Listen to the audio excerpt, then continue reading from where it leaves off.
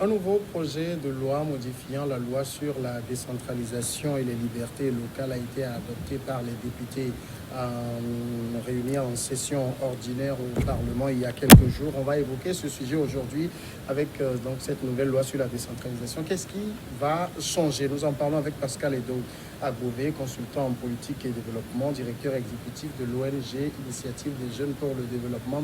Pascal Edo Agové, bonsoir. Bonsoir, cher ami Samuel, et bonsoir à nos chers téléspectateurs. Alors, je le disais, la nouvelle loi sur la décentralisation, la modification est intervenue alors qu'on était déjà en plein processus, surtout d'organisation des élections municipales. Est-ce qu'il était bien séant que les choses soient faites de cette manière-là? Bon, logiquement, on dirait que ce n'est pas l'idéal. Mais il s'est fait que les autorités étaient obligées de procéder de cette façon, étant donné que notre texte de base, qui est la Constitution, a suivi des modifications quelques jours avant la tenue du scrutin du 30 juin. Donc, il était nécessaire de rendre conforme notre loi relative à la décentralisation, liberté locale, aux nouvelles dispositions constitutionnelles avant la tenue du scrutin du 30 juin 2019.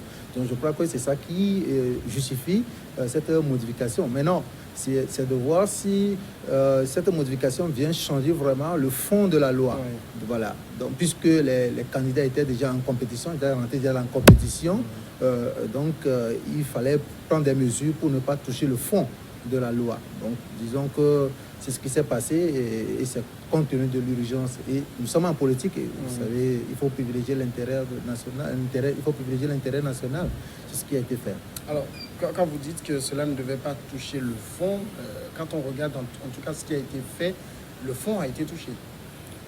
Bon, en partie, puisque la décentralisation, c'est le transfert de certaines compétences de l'État aux collectivités territoriales. Donc, la nouvelle loi modifiée n'a pas changé cette disposition. Le transfert de compétences est toujours maintenu. Ouais.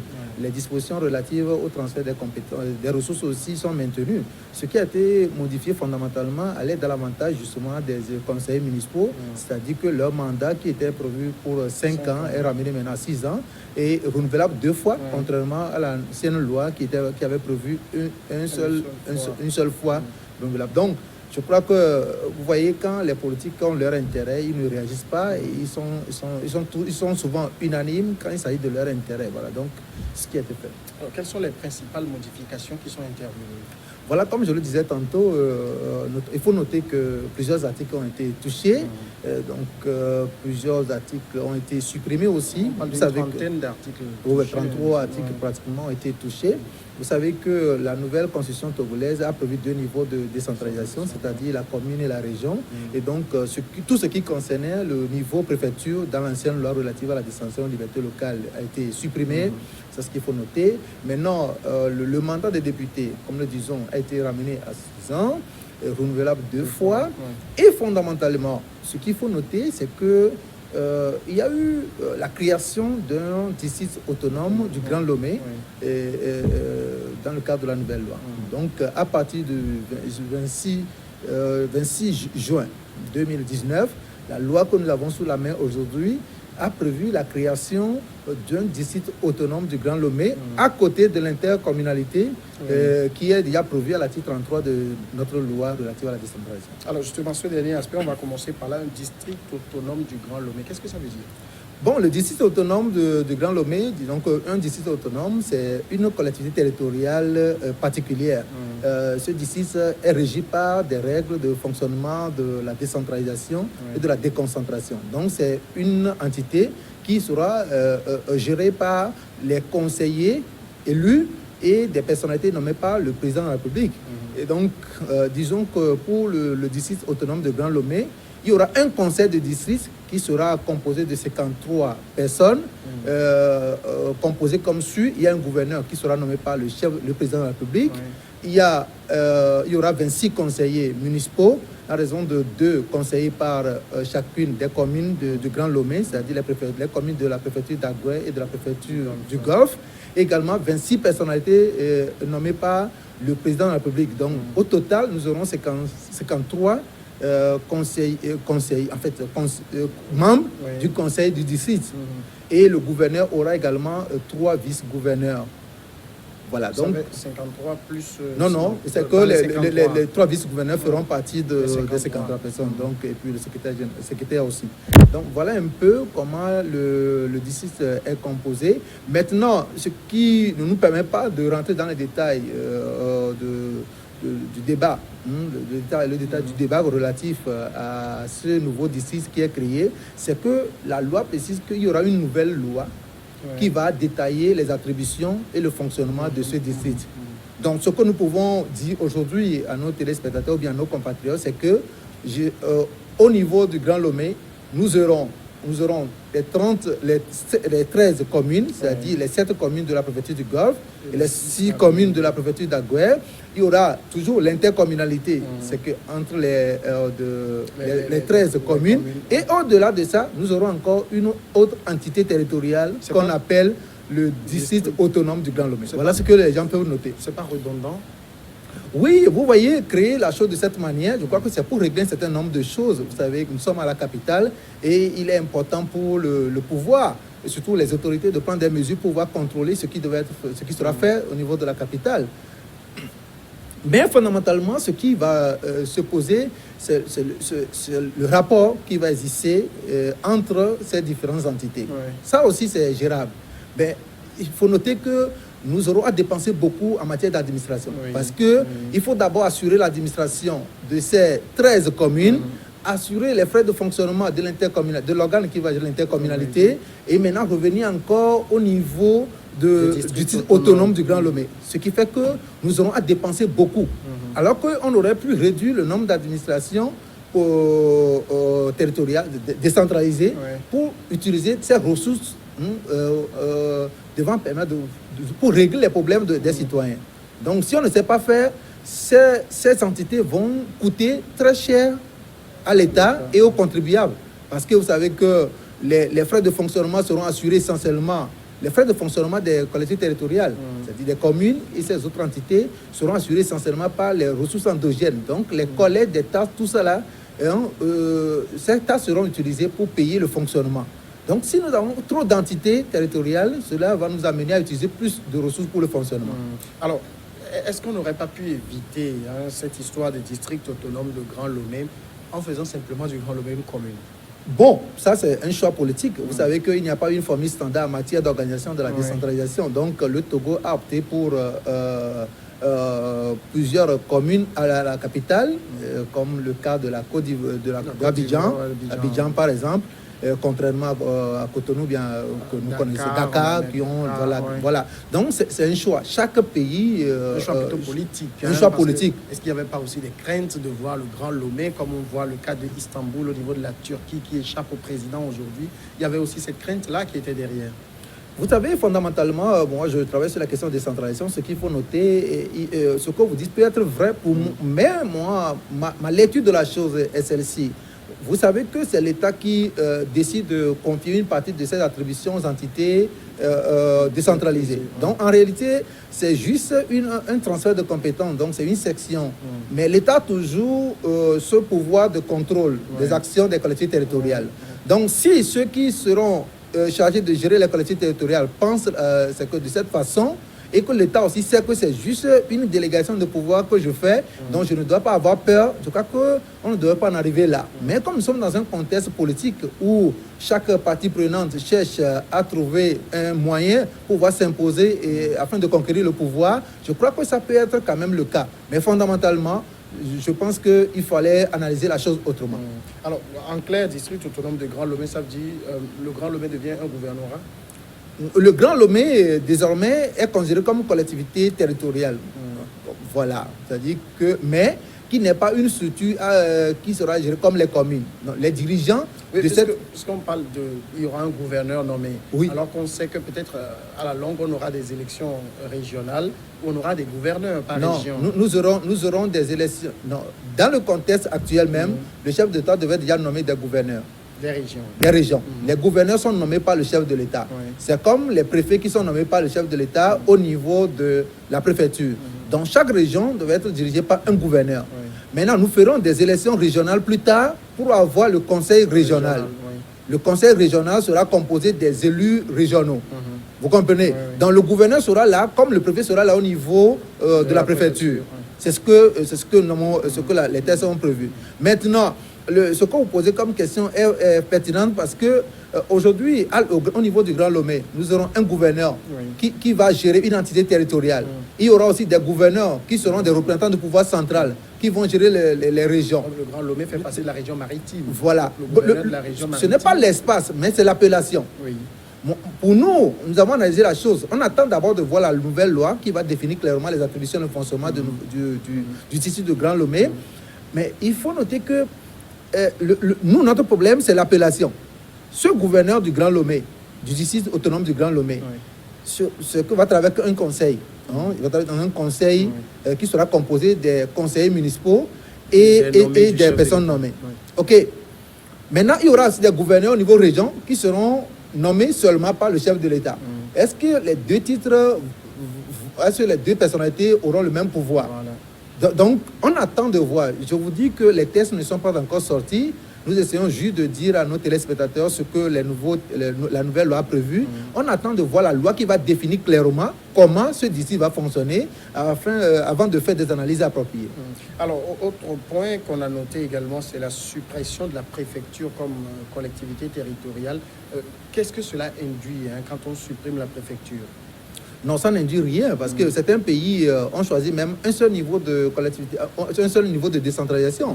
Le Togo avait choisi 3 niveaux qui étaient très complexes pour nous. On devait avoir les conseillers municipaux, on devait avoir les conseillers préfectoraux, on devait avoir aussi les conseillers régionaux. Vous voyez que ça fait trop, c'est que on a 3 niveaux, ce qui deviendrait un peu compliqué. Déjà, nous sommes au niveau communal, la population ne maîtrise pas les règles du jeu. Donc, si on maintenait encore la préfecture, alors que déjà la loi a prévu l'intercommunalité.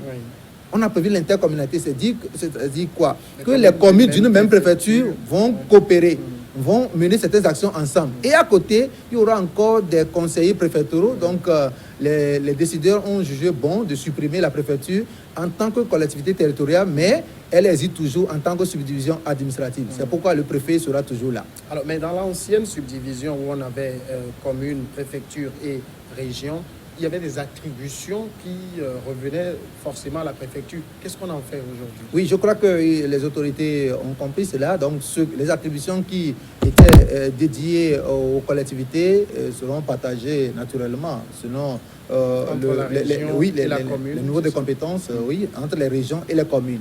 L'essentiel, c'est de bien faire le travail, donc il n'y a pas de problème. Oui, mais est-ce qu'il n'y a pas un risque là? Parce que on devait mettre tout ceci en place avant de se lancer dans un processus d'organisation d'élections municipales.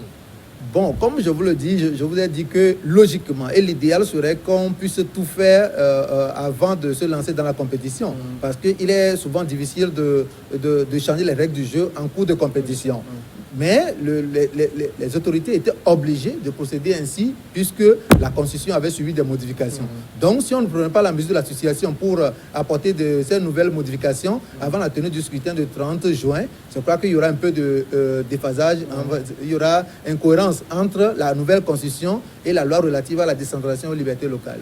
Alors, le district autonome, c'est seulement le Grand Lomé? Le Grand Lomé. Il n'y en a plus d'autres ailleurs? Non, non, mais comme le disons, la loi a prévu le district autonome. C'est-à-dire que parmi les collectivités territoriales, la loi a prévu qu'une loi peut créer un district autonome. OK? Donc, si avec le temps, l'État décide de créer encore un autre district autonome, alors il est libre de le faire. Alors, maintenant, on a une nouvelle loi sur la décentralisation et les libertés locales. Qu'est-ce qui change, en fait, réellement aujourd'hui? Nous sommes en train de parler où on a déjà fait les élections. Le mercredi, la Cour suprême va donner les résultats définitifs. Donc, on suppose que très prochainement, il y aura une première réunion du conseil communal pour choisir le maire et ses adjoints. Qu'est-ce qui change dans la manière d'administrer le territoire aujourd'hui? Oui, vous savez qu'il faut se référer même au premier article de la loi relative à la décentralisation et liberté locale, parce que la loi a prévu que l'État et les collectivités territoriales vont concourir à l'administration du territoire. C'est-à-dire que quoi? C'est-à-dire que nous tous nous sommes conscients que l'État aujourd'hui, les actions de l'État n'arrivent plus à répondre efficacement aux besoins des populations dans toutes les localités. Donc ce qui va changer, c'est que les populations auront désormais des représentants proches d'elles. Voilà, ok. Bon, les populations auront des représentants proches d'elles. Et avec ces représentants-là, les citoyens peuvent facilement discuter de leurs problèmes. Maintenant, il y aura aussi un nouveau déclic parce qu'il y a de nouvelles personnes qui ont accédé à cette fonction de conseiller municipal ou bien de maire. Ils vont vouloir faire leurs preuves. Vous savez que depuis fort longtemps, beaucoup de gens s'intéressaient à la politique. Les gens voulaient avoir une place pour pouvoir apporter leur contribution au développement de leur localité ou bien la bonne gestion de leur cité. Aujourd'hui, c'est une réalité. Donc, ces personnes aussi vont vouloir démontrer de quoi ils sont capables. Donc, ce serait quand même une bonne chose. Maintenant, la question qui se pose fondamentalement, est-ce que la tâche sera facile pour ces nouveaux élus? Est-ce que ce que nous disons là sera traduit dans les faits réellement?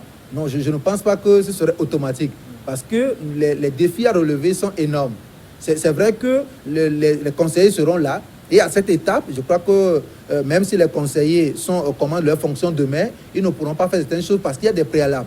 Il y a certains tests que l'État devait prendre. C'est que ces tests ne sont pas encore pris. Deuxième chose, les mairies ne sont pas encore installées. L'État va prendre des mesures. Deuxième, le grand défi, c'est l'adhésion des citoyens à la nouvelle donne.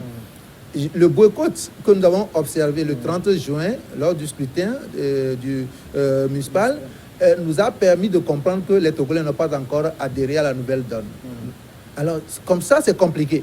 Donc, le grand défi à relever, c'est de faire en sorte que les citoyens adhèrent maintenant à ce nouveau concept qui est la gouvernance locale. Est-ce que les gens ont compris? Parce que les conseillers municipaux n'auront pas de supérieur hiérarchique. Ils seront obligés de composer avec leur base. Donc, si la base n'est pas prête à coopérer avec eux, ils auront des difficultés à mettre en œuvre leur programme, leur politique. Il s'agira aussi de mobiliser des ressources au niveau local pour pouvoir mettre en œuvre les actions. Est-ce que cette mobilisation sera facile pour eux? Je crois que même le paiement de la taxe d'habitation a commencé par des débats sur les réseaux sociaux. Vous voyez déjà. Donc, ce qui aurait pu être fait, c'est-à-dire que ce qu'on aurait pu faire, c'est qu'il fallait sensibiliser suffisamment les gens à la base, comme nous l'avons toujours dit sur les antennes, que l'État devait sensibiliser bien les citoyens pour que les gens comprennent la nouvelle donne. Donc, le changement fondamental que nous attendons, qui est l'idéal, c'est que désormais, avec cette nouvelle forme de gouvernance, les besoins prioritaires des populations dans nos différentes localités soient pris en compte dans les programmes et projets de développement. Maintenant, il faut réfléchir sur les enjeux pour voir si nous sommes prêts pour pouvoir traduire dans les faits cet idéal-là. Alors, justement, quand vous le dites, est-ce que au niveau de l'État, vous sentez aujourd'hui une volonté véritable de transfert de compétences? Je peux dire que oui, cette volonté est là. Si cette volonté n'était pas là, l'État n'allait pas accepter qu'on aille aux élections locales. Mais il y a une crainte plutôt. Il y a cette volonté, mais il y a au même moment la crainte. Parce que vous savez que la décentralisation va obliger l'État même à changer son système de fonctionnement. Et vous savez que les élus locaux auront besoin de formation, de plusieurs formations. Mais pas seulement eux. Les agents de l'État ont besoin de plusieurs formations parce que c'est avec eux maintenant que l'État va prendre, c'est-à-dire que c'est auprès d'eux que l'État va prendre les attributions pour donner aux élus. Et les agents de ces différents ministères ne sont pas encore préparés, ne maîtrisent pas encore la décentralisation. Donc, si on ne sait pas faire, on risque de créer des conflits sur le terrain. Donc, l'État doit prendre des mesures pour vraiment créer les conditions d'appropriation de cette nouvelle forme de gouvernance afin que ces agents et les agents des administrations décentralisées puissent coopérer sur le terrain. Voilà le grand défi, le grand challenge aussi. Et autre chose, c'est le transfert des ressources. Est-ce qu'aujourd'hui, l'État a les ressources a la volonté de transférer les ressources? Est-ce que l'État a les ressources? Est-ce que l'État a prévu un bon mécanisme pour transférer ces ressources-là à ces collectivités? Je crois que ce sont les grandes questions que nous devons nous poser. Parce que quand nous lisons la loi aux articles 61, aux articles 303, 309 et 310, alors nous verrons clairement que la loi fait obligation à l'État de transférer concomitamment des ressources aux collectivités afin de leur permettre d'exercer librement leurs compétences. Alors justement, parlant de ressources, est-ce que ça veut dire que, par exemple, le conseil municipal qui va se former, le maire qui va être élu et ses adjoints doivent tenir compte des ressources à transférer à eux avant de faire des budgets, par exemple? Absolument, absolument, parce que le budget, vous savez, c'est un acte juridique et ce budget doit prendre en compte les dépenses et les recettes. Donc, si déjà, à leur niveau, ils ont pour la nouvelle année et qu'au niveau de des ressources, ils ne savent pas encore ce que l'État a prévu pour eux, ça ne marchera pas. Parce que les rubriques des recettes prendront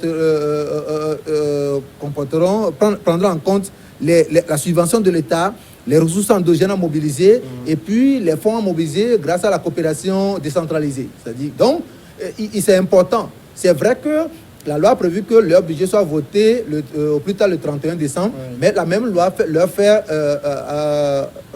leur donne quand même une exception pour dire que si la loi le budget de l'État n'est pas voté à temps, parfois l'État vote son budget vers le 25 décembre, donc les collectivités ne peuvent pas voter leur budget avant le 31 décembre, donc ces collectivités peuvent voter leur budget plus tard. Voilà. Donc voilà ce qui est prévu par la loi. Alors, du moment maintenant où on ne sait pas véritablement les compétences qui sont transférées au niveau communal et les budgets qui leur seront donnés, comment on peut fonctionner par exemple, le prochain conseil, comment il peut fonctionner? Bon, vous savez qu'il y a souvent des réajustements qui se font au niveau de l'État pour permettre de répondre aux nouvelles exigences. Et je me dis que l'État ne peut pas nous dire aujourd'hui qu'il n'a pas les ressources pour soutenir les collectivités territoriales. Si c'est ça, je dirais qu'il y a un manque de volonté ou bien on n'était pas plus vigilant. Parce que déjà en début d'année, il nous a été signalé que les élections locales va être organisé avant la fin du premier semestre. Ce qui voudra dire qu'en amont, l'État avait intégré un budget, des lignes pour pouvoir supporter les frais d'organisation de ces élections locales ainsi que le fonctionnement des conseils municipaux qui seront mis en place. Voilà ce que je peux dire. Alors, maintenant, pour le prochain conseil lui-même, vous avez écouté tout comment vous avez suivi la campagne avec tout ce qui a été fait comme promesse. Comment on réalise tout ça? Non, je crois qu'il faut noter que les candidats à ces élections, voulant séduire l'électorat, ont fait des campagnes, ont tenu des propos qui n'étaient pas conformes aux normes de la décentralisation, étant donné que ce n'est pas eux en réalité d'inventer les actions qu'ils devaient mener pour la population. Les textes sont déjà clairs, ils auraient pu dire à la population sur quoi ils comptaient pour pouvoir réaliser ces actions. Je crois que nous sommes devant ces réalités.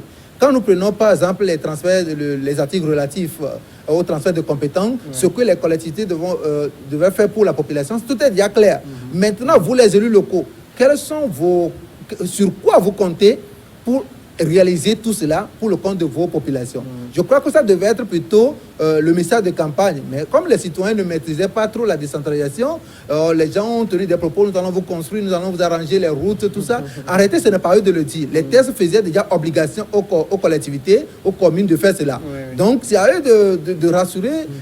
Donc, disons que nous sommes dans un contexte où nous sommes déjà mis devant les faits. On a déjà aux élections locales, aux élections municipales, nous avons déjà nos conseillers municipaux. Maintenant, dès leur prise de fonction, on verra comment ils vont traduire dans les faits les promesses tenues lors de leur campagne. Pascal Ledo à Beauvais, merci d'être passé dans cette émission. C'est moi qui vous remercie. Consultant en politique et développement, directeur exécutif de l'ONG Initiative des Jeunes pour le Développement. Voilà, on va marquer maintenant la pause et puis on regarde le journal et on est de retour pour Regard Croisé.